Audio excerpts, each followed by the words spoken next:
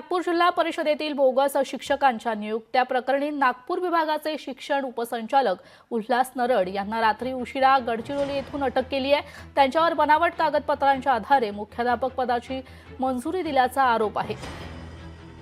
या प्रकरणात वेतन पथक अधीक्षक निलेश वाघमारे यांना निलंबित करण्यात आले, तर मुख्याध्यापक पराग पुडगे यालाही ताब्यात घेतलंय।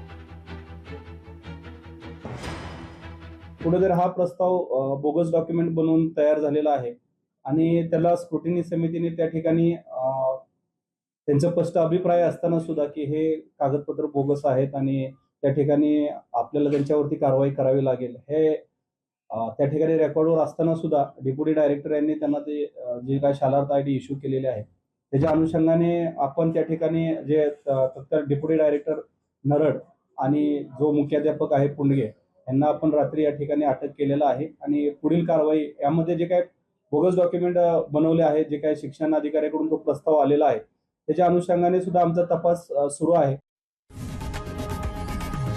लोकशाही मराठी ऐका, पहा, जागरूक रहा।